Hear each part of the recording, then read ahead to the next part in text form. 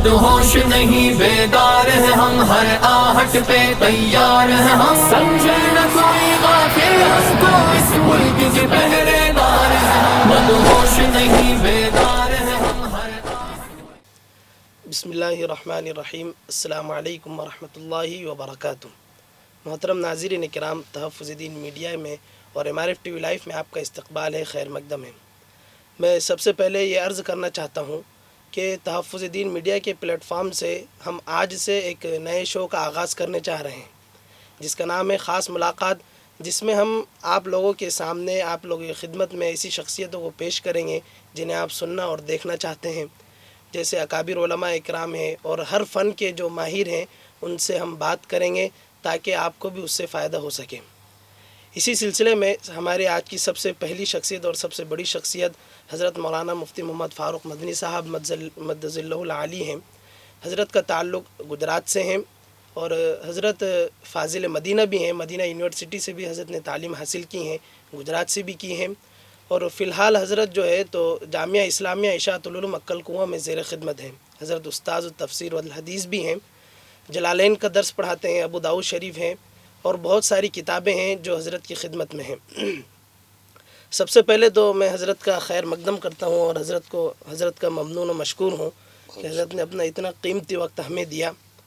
سب سے پہلے میں آپ سے یہ سوال کرنا چاہتا ہوں کہ ان دنوں جو حالات ہیں، بطور خاص ان حالات میں لاک ڈاؤن کے بعد سے ہمارے مدارس اب تک کھل نہیں سکے ہیں، اسی طرح تعلیمی جتنی بھی نظام ہے مکمل بند ہیں، تو اس میں آپ کا کوئی اظہار خیال کس طرح کی جو ہے تو آگے منصوبہ بندی ہونی چاہیے اور کس طرح ان کا آغاز کرنا چاہیے، اور نئے سرے سے، نئے ماحول کے اعتبار سے، نئے زمانے کے اعتبار سے کس طرح لوگوں نے جو ہے تو ایک راہ بنانی چاہیے؟ وعلیکم السلام ورحمۃ اللہ تعالی وبرکاتہ۔ سوال آپ کا بڑا قیمتی ہے۔ سب سے پہلے تو میں شکریہ ادا کرتا ہوں، مبارکباد پیش کرتا ہوں تحفظ دین میڈیا سروس کے اس نئے شو اور نئے پروگرام کا۔ واقعتاً ایک دوسرے سے ملاقاتوں میں بہت سے خیالات و افکار کا تبادلہ ہوتا ہے۔ جہاں تک آپ کا سوال ہے تو یہ ایک سلطانی، آسمانی جو مصیبت کہہ لیجئے، کورونا کی مہاماری نے مدارس کے طلباء اور اساتذہ کو مدارس کے مبارک عمل سے ایک لمبے فصل تک منقطع کر دیا، لیکن الحمدللہ ہم نے جامعہ عکل کنواں میں رہتے ہوئے نیز دیگر مدارس گجرات جیسے ہماری مادر علمی دارالعلوم فلاح دارین ترکیسر ضلع سورت ہے، اور بھی دیگر مدارس نے طلبہ عزیز کو اپنے ساتھ مربوط رکھا اور آن لائن تعلیم کے ذریعے، فون کے اتصالات کے ذریعے اور طلبہ عزیز اور اساتذہ کی خبرگیری کرتے ہوئے ان کو مربوط رکھا، جس کا نتیجہ یہ ہوا کہ جامعہ نے جیسے ہی طلبہ عزیز کو بلانے کا ایک منصوبہ سرکاری ہدایات کے مطابق بنایا، الحمدللہ دور حدیث شریف کے اور ششم کے طلباء جوق در جوق پہنچے۔ ہماری مادر علمی میں بھی ہم نے اس کو دیکھا کہ طلبہ عزیز ایک بھی طالب علم کی غیر حاضری کے بغیر وہاں پہنچا۔ لیکن اس میں ایک منفی پہلو یہ بھی ہے کہ بعض مدارس نے، منتظمین نے اور ان کے ٹرسٹیوں نے اس لاک ڈاؤن میں اپنے طلباء اور اساتذہ کو قطعی طور پر ایک دوسرے سے منقطع کر دیا، نہ ان کی ضروریات کا خیال کیا، نہ ان کی تعلیم اور ان کی تعمیری زندگی جو ہے اخلاقی اور ان کی پابندیاں، اس سلسلے میں ان سے کوئی اتصال نہیں رکھا، جس کی بنیاد پر کچھ مدارس سے بڑی افسوسناک خبریں آ رہی ہیں کہ طلبہ عزیز کو بلائے جانے کے باوجود ابھی کوئی مثبت پہلو نہیں مل پا رہا ہے۔ لیکن امید کرتے ہیں کہ انشاءاللہ تعالی اللہ رب العزت کا نظام ہے کہ انا نحن نزلنا الذکر وانا لہ لحافظون، وانا لہ لحافظون کی شکلیں مدارس کی بقا ہی میں مضمر اور منحصر ہیں، لہذا یہ مدارس دوبارہ پائندہ اور تابندہ، درخشندہ اور پائیدار ہوں گے، اس حقیقت سے بھی انکار نہیں کیا جا سکتا ہے۔ جی، اسی طرح جیسے حضرت آپ نے بتایا کہ ہمارے مدارس خاص طور سے مکاتب ہیں، اور ہمارے جو طبقہ علماء کا یہ ٹیکنیکل لائن سے اب تک کے بہت زیادہ دور تھا، لیکن اس لیے چونکہ ان کے ذہن میں یہ چیزیں تھی بھی نہیں کہ آگے اس طرح کے حالات آ سکتے ہیں، صرف میدانی سطح پر وہ کام کر سکتے تھے،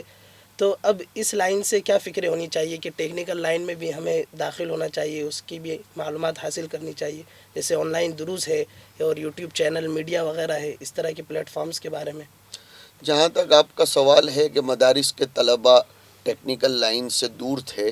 یہ کسی حد تک درست بھی ہے، اور کسی حد تک دنیا میں میڈیا نے، چاہے پرنٹ میڈیا نے، الیکٹرانک میڈیا نے، شخصیات نے مدارس کے باب میں اس طرح ایک افواہ پھیلا رکھی ہے کہ مدارس کی دنیا کے لوگ قطعاً میڈیا سے اور جدید ٹیکنالوجی سے دور ہیں۔ ایسا نہیں ہے۔ اگر قطعاً دور ہوتے تو بہت سے مدارس نے آن لائن تعلیم کا جو آغاز کیا اور اس کے بڑے زبردست مثبت نتائج سامنے آئے تو وہ نہیں آ سکتے تھے۔ ہاں، جن لوگوں نے اپنی ذہنی سطح کو محدود رکھا ہے، اور قدامت پرستی تو ضروری ہے لیکن جدت پسندی ہونی چاہیے۔ میں عام طور پر ایک تجزیہ کیا کرتا ہوں کہ جدت پسندی ہو لیکن جدت پرستی نہ ہو، اور قدامت پرستی ہو، قدامت پسندی کے معاملے میں اگر تھوڑا بہت آگے پیچھے کرنا پڑے تو ہمیں اس میں ہمارے نبی علیہ السلام نے بھی بہت سی شکلوں کو بدلا۔ جیسے کہ ایک دلیل آپ حضرات کی برکت سے یاد آئی کہ غزوہ خندق کی جو ایک شکل ہوئی تھی خندق کھود کر، وہ کبھی بھی اہل عرب میں متعارف نہیں تھی، لیکن سلمان فارسی رضی اللہ تعالی عنہ نے ایران کا یہ طریقہ جب حضور کے سامنے، صحابہ کے سامنے رکھا تو اس کو پسند کیا گیا، اور ماشاءاللہ اس ٹیکنک سے مدینہ منورہ میں صحابہ کرام نے اپنے آپ کو محفوظ کیا، اور اس کے بڑے زبردست مثبت اور مثبت مؤثر نتائج سامنے آئے۔ تو میں آج اس پلیٹ فارم سے اہل مدارس کو، طلباء و اساتذہ و منتظمین کو بھی یہ کہوں گا کہ اب ہمیں اس لاک ڈاؤن نے جہاں بہت سے دروس، بہت سے اسباق دیے ہیں، ان میں ایک سبق یہ بھی ہے کہ ٹیکنالوجی سے اپنے آپ کو آشنا کیا جائے، اس سے متعارف کرایا جائے۔ اس لیے کہ میں نہیں بھول سکتا ہوں ہمارے حضرت مفکر اسلام مولانا عبداللہ کاپودروی صاحب رحمۃ اللہ علیہ کو، کہ انہوں نے بہت پہلے مادر علمی کی مسجد میں کھڑے ہو کر یہ بات کہی تھی کہ ایک دور وہ آئے گا کہ ہمیں پھر دوبارہ چٹائیوں سے ہٹ کر درختوں کے نیچے بیٹھ کر چھپ چھپ کر پڑھانا پڑے گا اور تبلیغ اسلام کی خدمت انجام دینی پڑے گی۔ بہت جلد ہم نے اس لاک ڈاؤن میں وہ زمانہ بھی دیکھا۔ تو ہمارے یہ اکابرین جو دور اندیشی اور فراست کی بنیاد پر جو جملے کہہ جاتے ہیں، میں بالخصوص تاکید کے ساتھ زور دے کر عوام و خواص دونوں کو اس میڈیا سروس کے ذریعے اللہ تعالیٰ اس کو بقا نصیب فرمائے، اس میں برکت دے، یہ آواز پہنچانا چاہتا ہوں کہ خدا را ہمارے اکابرین کی آوازوں کو، ان کے جملوں کو سیریس لیں، ان کو نارمل نہ سمجھیں۔ ان کے ایک ایک جملے میں خداداد کوئی پیغام ہوتا ہے، تو ٹیکنالوجی کی طرف ضرور آنا چاہیے۔ ہمارے وہ طلبہ عزیز اور وہ اساتذہ کرام جو اس سے کوسوں دور ہیں، ان کو باقاعدہ اس کا تجربہ ہوا کہ کاش کہ ہم اس کے قریب ہوتے تو ہم اس کے ذریعے بھی اپنی آوازیں بہت دور دور تک پہنچا سکتے تھے۔ جیسے کہ جو لوگ متعارف اور متعارف ہیں انہوں نے اپنی آوازیں پہنچائیں، اور آن لائن دروس جہاں جہاں چلے انہوں نے باقاعدہ اس کا تجربہ کیا کہ دروس تفسیر و حدیث کے ذریعے امت کے ذہنوں تک بات تو پہنچی۔ ایک بات اور کہتا چلوں کہ مدارس میں یہ جو دروس اس اعتبار سے چلے تو وہ جو ایک مزاج اور نظام اور ذہن بنا ہوا ہے کہ مدارس کی تعلیم میں دہشت گردی یا ملک کی غداری یا اس طرح کی باتیں سکھائی جاتی ہیں، وللہ الحمد منصفانہ ذہن نے اس کو تسلیم کیا ہے کہ مدارس میں تو اس سے الٹا ملک پرستی، اخلاق اور کردار کی بلندی وغیرہ سکھائی جاتی ہے۔ ضرور آپ کا یہ سوال واقعتاً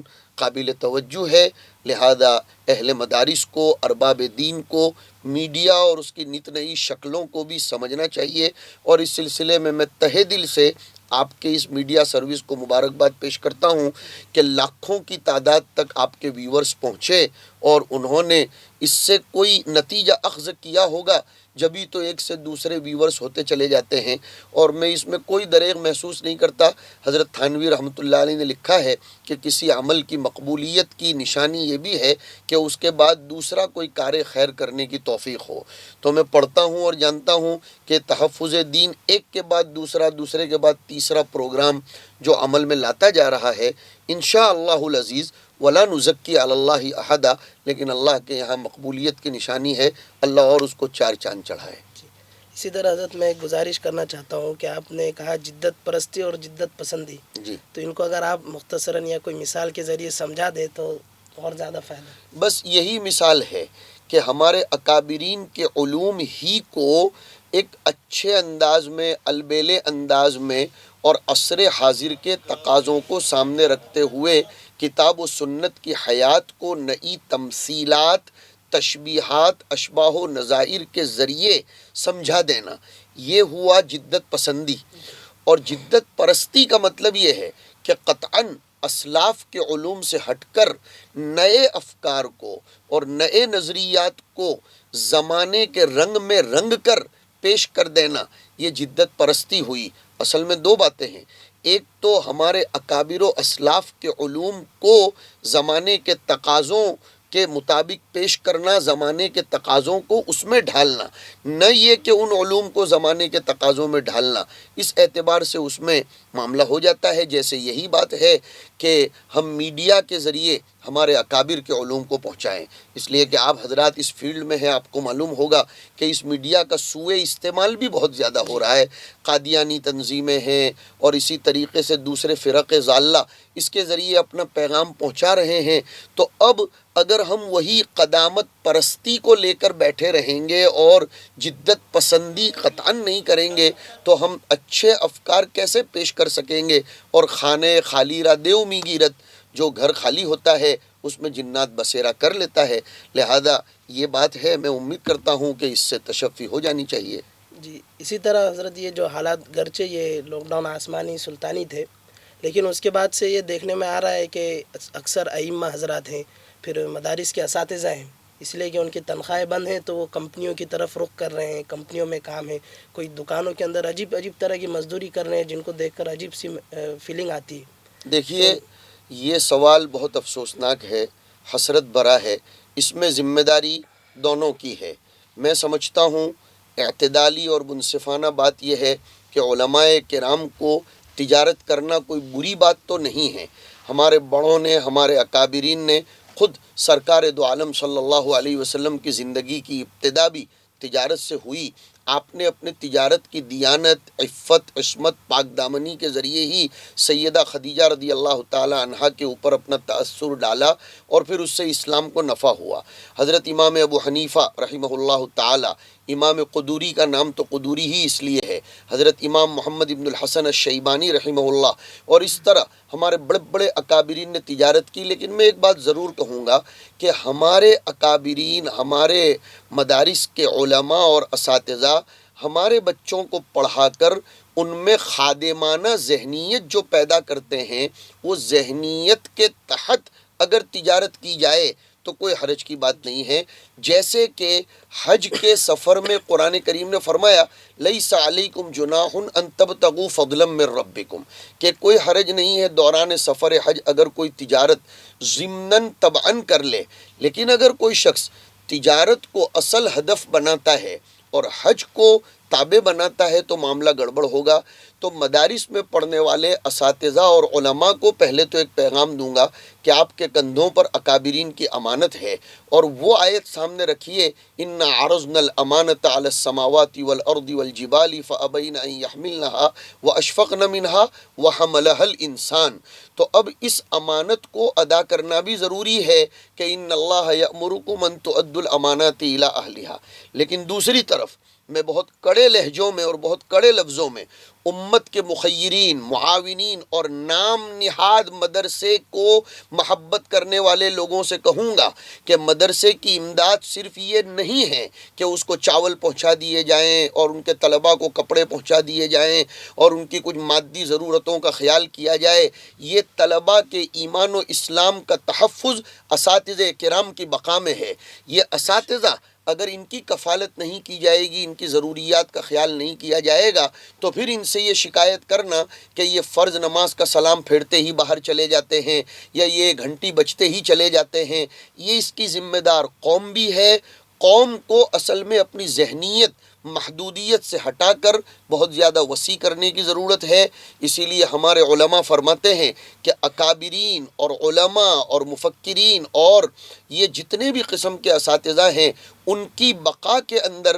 اس کا راز مضمر ہے۔ جیسے کہ بہت دنوں پہلے یہ میڈیا کے حوالے سے میں نے واٹس ایپ پر پڑھا تھا کہ کسی جگہ ایک ٹیچر صاحب کو فرانس میں کھڑا کیا گیا تھا کسی عدالت میں، تو وہ جج نے اپنا قلم رکھ دیا تھا اور کہا تھا کہ یہ ٹیچر کو تنخواہ کیوں اتنی ملتی ہے کہ جس کی بنیاد پر آج اس کو یہاں کھڑا ہونا پڑا، اس کا تو مقام یہ ہے کہ میں خود اس کے سامنے جھک جاؤں۔ اور اس طرف علماء کو بھی چاہیے کہ وہ استعداد بنائیں، وہ رسمی تعلیم حاصل نہ کریں، وہ وقت گزاری کے لیے نہ پڑھیں۔ آج بھی قوم کی طرف سے علماء کو پیغام دیتا ہوں، میں قوم کے بارے میں بھی مثبت حامل فکر ہوں، قوم اچھے علماء کو ابھی بھی ہاتھوں ہاتھ لینے تیار ہے، اور ایک پیغام دوں گا کہ کونوا عبادا لی من دون اللہ، یہ ہمارا کام نہیں ہے کہ ہم اپنی طرف لوگوں کو بلانے والے بنیں، بلکہ ہمارا پیغام تو یہ ہو کونوا ربانیین بما کنتم تعلمون الکتاب و بما کنتم تدرسون، ہم ربانی بنیں۔ جب ربانی بنیں گے تو رب ہماری ضرورتوں کی ضرور کفالت کرے گا۔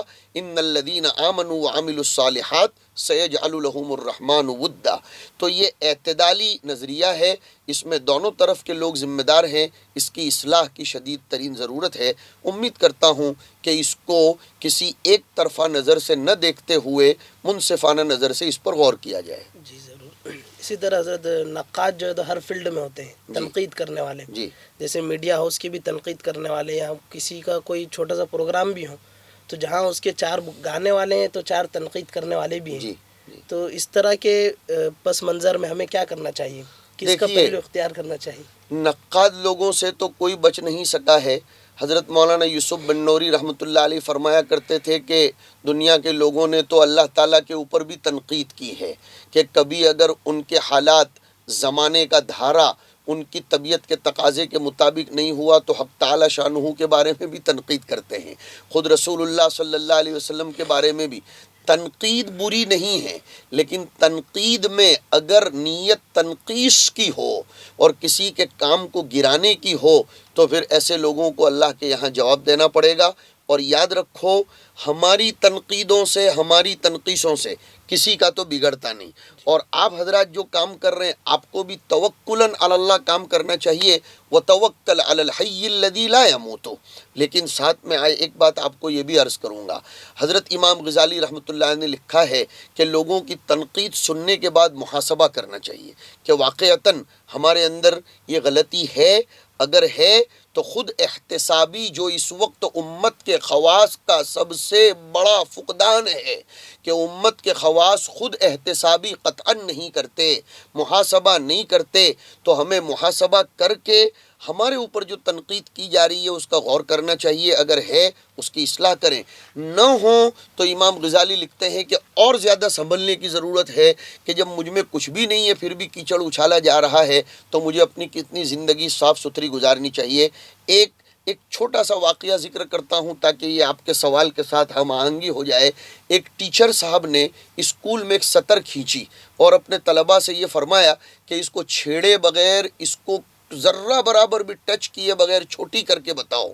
لیکن الحمدللہ دنیا میں 2-4 لوگ تو سمجھدار ہوتے ہیں، درسگاہوں میں ایک طالب علم کھڑا ہوا، اس نے اس چھوٹی سطر کے اوپر بڑی سطر کھینچ دی، آٹومیٹک وہ نیچے والی سطر چھوٹی ہو گئی۔ تو تنقید کرنے والوں کی تنقید کی طرف نظر نہ کرتے ہوئے اپنے کام کو بڑا کرتے جاؤ، اور عقل مند لوگ تنقید کرنے والوں کی تنقید کے پیچھے اپنے وقت کو اور اپنی صلاحیتوں کو ضائع نہیں کیا کرتے، بلکہ وہ تو اپنے قدموں کو آگے بڑھاتے رہتے ہیں۔ قدم بڑھاتے چلے جاؤ، اللہ تعالی ہم سب کی مدد کرتا چلا جائے گا۔ جی اسی طرح ایک پیغام خصوصی آپ کیا دینا چاہیں گے کہ ان ماحول کے اندر اب مدارس کو بہت سارے لوگوں کی آنکھیں کھل گئی ہیں جی کہ ہمیں مدارس میں یہ نصاب بھی شامل کرنا چاہیے، اسی طرح اسکول میں بھی ہیں، تو بخصوص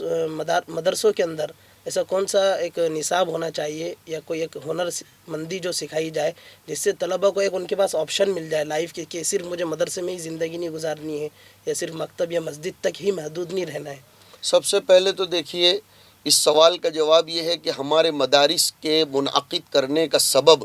معاش کا نظام قائم کرنا نہیں ہے، معاد کا نظام قائم کرنا ہے، اور معاد کے لیے جو اپنے آپ کو فارغ کر دیتا ہے، سرکار دو عالم صلی اللہ علیہ وسلم کی گارنٹی ہے کہ من کان للہ کان اللہ لہو، جو اپنے آپ کو خدائے پاک کی دین کی خدمت کے لیے وقف کر دیتا ہے تو اللہ اس کے لیے غیب سے رزق کے دروازے کھول دیتا ہے۔ ہم نے تو اپنی یہ 50-51 سالہ زندگی میں، چھوٹی سی زندگی میں دیکھا کہ دنیا سے جتنا دور بھاگو گے دنیا اتنی ہی پیچھے بھاگتی ہے، لیکن دنیا کے پیچھے اگر بھاگو گے تو وہ کسی کے ہاتھ میں نہیں آتی۔ لیکن آپ کا سوال بھی اپنی جگہ صحیح ہے کہ مدرسوں کو اب اپنے طلباء کو خود کفیل بنانے کی محنت کرنی چاہیے، اور مدارس میں زمانے کے تقاضے کے مطابق کچھ نصاب جغرافیہ کے، حساب کے، کمپیوٹر کے، انجینئرنگ کے، اور ملک کے حالات ہی نہیں بلکہ دنیا بھر کے حالات سے واقفیت کے پیدا کرنے کی اشد ضرورت ہے۔ وہ جو ایک پرانی ذہنیت اور پرانی روایات کے مطابق ہم چلا کرتے تھے، اب اس کو زمانے کے تقاضے کے مطابق بدلنے کی ضرورت ہے۔ میں کیسے فراموش کر سکتا ہوں حضرت مولانا علی میاں صاحب رحمۃ اللہ علیہ کے اس جملے کو، اس لیے کہ دیکھو بھائی جتنے سامعین ہیں میں ان کو کہہ دوں، میں تو اپنے اکابر کا دیوانہ ہوں، اور اس میں بھی آئیڈیل میرے نزدیک مولانا علی میاں صاحب ہے۔ مولانا علی میاں صاحب فرمایا کرتے تھے کہ فقہ نام ہی اس کا ہے کہ نہ بدلتے ہوئے دین اور بدلتے ہوئے زمانے کے درمیان ہم آہنگی پیدا کرنا۔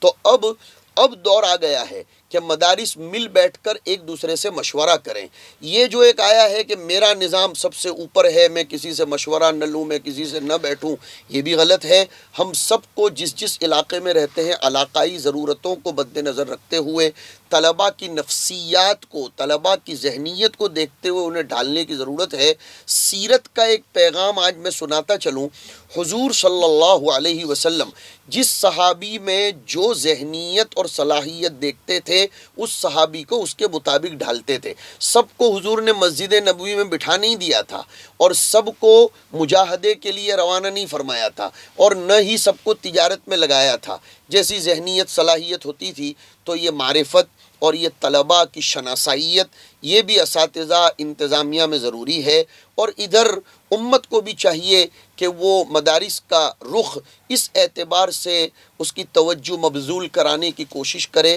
انشاءاللہ تعالی ملی جلی محنتوں سے یہ مدارس کے فضلاء خود کفیل بنیں گے۔ اور آپ کے سوال کے جواب میں تھوڑا سا اور طویل کرتے ہوئے کہتا چلوں کہ مدارس کو اب اپنے پاس پڑھنے والے بچوں کے بریلین مائنڈ کو دیکھتے ہوئے انہیں کلیکٹر، اعلیٰ عہدیدار اور اعلیٰ ادھیکاری بنانے کی بھی ضرورت ہے، جو ہمارے حضرت مولانا غلام محمد صاحب وستانوی دامت برکاتہم کی فکر اعلیٰ ہے، جو انہیں مولانا عبداللہ کاپودروی صاحب رحمۃ اللہ علیہ کے ذریعے ملی ہے۔ فلاح دارین کی فکر میں انہوں نے اپنے آپ کو ڈھالا، اور پھر اب وہ ہمارے یہاں پڑھنے والے بعض طلبہ عزیز میں جب اعلیٰ صلاحیت دیکھتے ہیں تو ان کو اس طرز پر بھی لے جاتے ہیں۔ ہم کب تک اپنی نسل کو کسی کے تحت رکھ کر آگے بڑھاتے چلے جائیں گے؟ ہماری نسل کے ذہن کو استعمال کرنا اور اس کو اعلیٰ عہدوں پر پہنچانا یہ ہماری ذمہ داری ہے۔ اور بھی بہت سی باتیں ہیں، اس میں آپ سمجھ سکتے ہیں کہ میں کیا پیغام دینا چاہتا ہوں۔ جی،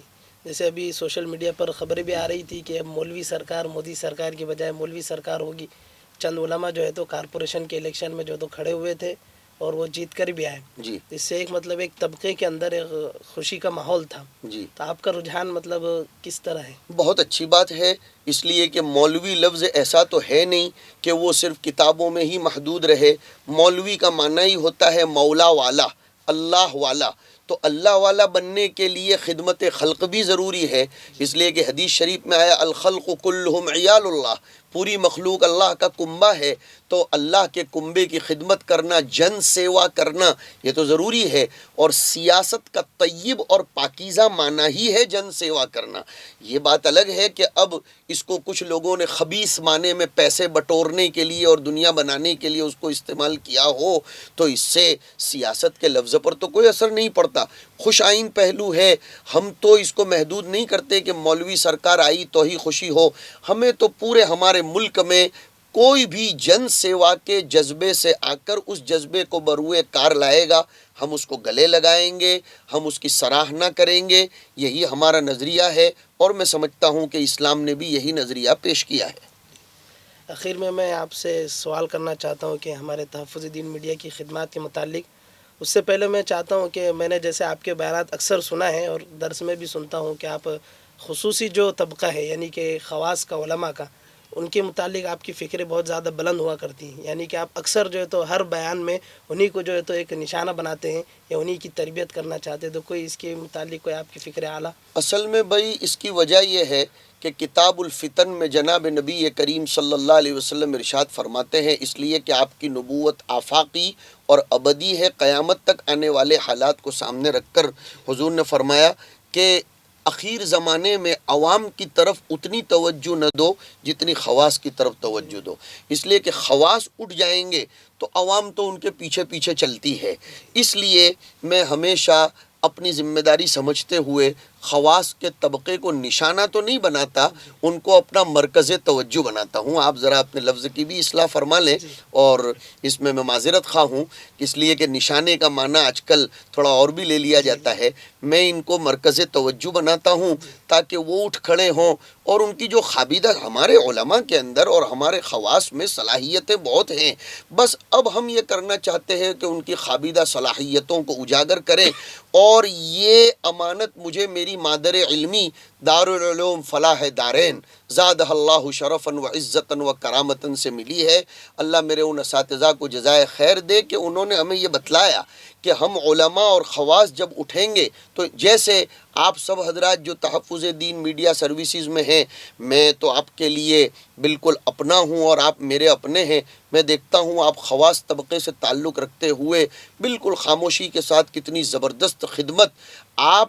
کہیں کوئی یہ نہ سوچے کہ خاموشی کے ساتھ کہاں ہو رہا ہے، کام بول رہا ہے. آپ تو بولتے ہوئے بہت کم نظر آتے ہو، لیکن آپ حضرات کے کام نے چہاردانگ عالم میں ایک شور اور غلغلہ برپا کر دیا جس کی بنیاد پر لوگ اس کی طرف متوجہ ہوئے. پر یہی میں آج کل خواص سے چاہتا ہوں، اللہ کرے کہ یہ میری صدا بہت اچھی مقبول ہو جائے، اور میرے بڑوں کی دعائیں میرے ساتھ شامل حال ہیں اور رہیں گی، تو انشاءاللہ تعالی ان کی یہ فکریں جو میرے ذریعے میں منتقل کرنا چاہتا ہوں تو وہ بھی اپنا ایک مثبت نتیجہ پیدا کر سکیں گی. ٹھیک ہے سر، جزاک اللہ. بہت بہت شکریہ آپ حضرات کا. میں نیک تمنائیں پیش کرتا ہوں، دعا کرتا ہوں اللہ اس پروگرام کو مزید پروان چڑھائے اور مختلف شخصیات کے ذریعے اچھے اچھے پیغامات آتے رہیں. والسلام علیکم ورحمۃ اللہ تعالی وبرکاتہ. جزاکم اللہ خیرہ.